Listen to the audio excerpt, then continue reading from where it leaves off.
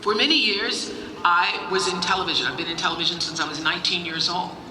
I started anchoring the news in Nashville at 19. And in the beginning, when you're 19, you're just happy to have a job. I was happy to be on TV. And I would run into people in the grocery store and they'd say, "Oh, you that lady, you're on TV." Yeah, I'm on TV. It wasn't until I was about 30 years old, coming to Chicago, that I realized that I no longer wanted to just be on TV. I was actually interviewing members of the Ku Klux Klan one day. Skinheads and the Ku Klux Klan, you can learn from everything. No opportunities wasted. And in the middle of the interview, I saw them signaling each other. And I recognized that I thought I was having a conversation exposing how crazy their ideals were. And watching them signal each other, I could see that they were also having a private conversation. I thought I was using them to expose hatred and vitriol, but they were using me as their recruitment platform. So I made a decision that I would no longer be used by television, that I would figure out a way to let television be used by me, to turn it into a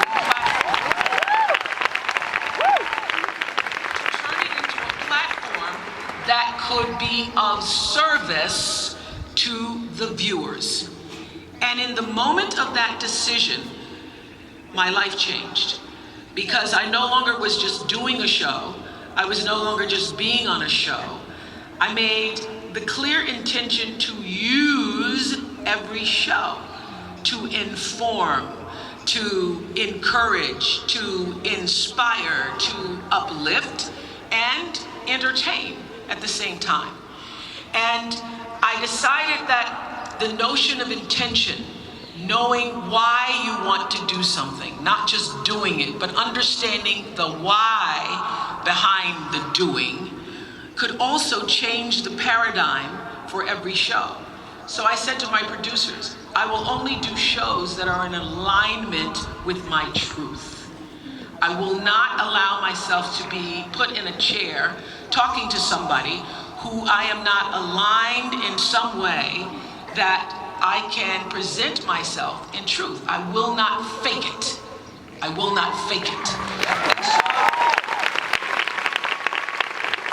This understanding that there is an alignment between who you are and what you do is what authentic empowerment is. It's what Gary Zukav calls in his book, Seed of the Soul, the real true empowerment.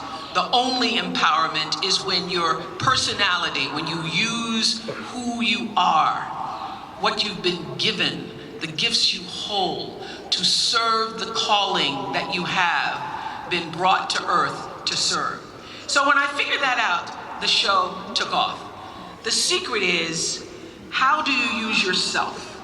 How do you use your whole self, your being, your full expression as an offering, really, as a full open prayer to life? That's what I've learned to do. My entire life is an open prayer to that which is the greatest, highest calling for myself. So you actually do what Smith has been encouraging you to do since you entered the gates.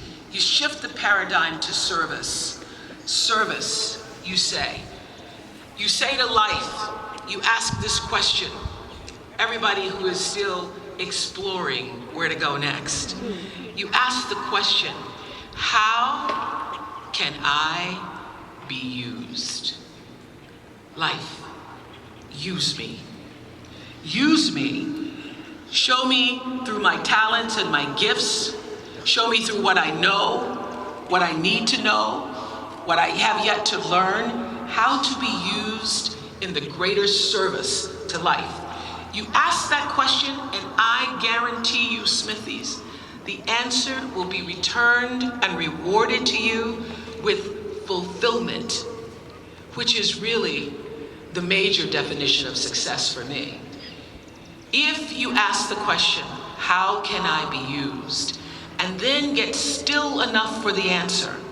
Because what I've discovered in all of my years of conversations and interviews with people, anytime you have to go and ask everybody else what is the answer to a question, it means you haven't gotten still enough yourself to quiet out the noise of the world, to listen to your inner GPS, your inner guidance that always knows, that knows right now what is the best, next, right thing for you to do. It's your calling to serve because you are a woman of the world. And whatever your chosen field, I know this, that when you shift the paradigm to how can I be used? How can I use my art, my painting, my music, my medical skills? How can I use my listening, my caring in service to that which is greater than myself? You shift the paradigm to service and the reward comes. What I love about what has happened with all of the Smithy girls here is that you've learned to see the other. Don't think I didn't notice all the Black Lives Matter signs on all of that.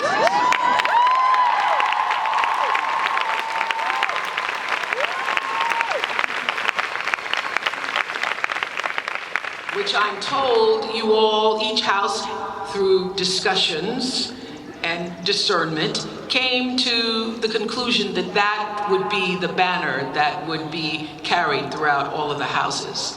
That you all understood that social justice for all really matters. I appreciate that.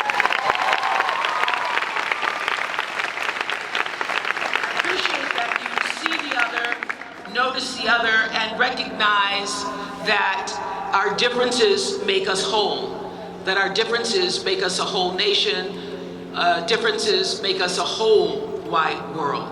You know, the reason why I could talk to over 37,858 people, but who's counting, in individual conversations from every place and station in life is that I figured out early on what Maya Angelou had taught me, and that is we are more alike than we are different.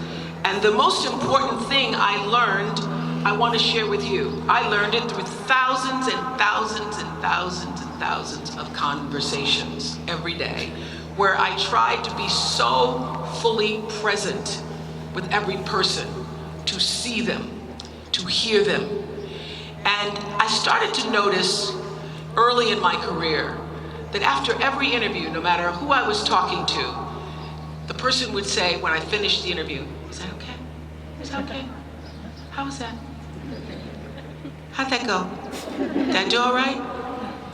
So I started to think about, what is that? Why does everybody, including Beyonce, with all her Beyonce-ness, at the end of dancing on stage, hand me the mic and say, "Was that okay?" It's because every person, every argument you've ever been in, every confrontation or conversation, every person just wants to know they were heard. Every argument you have with your friends is not about whatever it is you're arguing about. It's ultimately about, do you hear me? And many of you have even said, when you don't feel you're being heard, can you just hear me? Can you hear me? Can you see me? And could you understand that what I'm saying to you actually matters?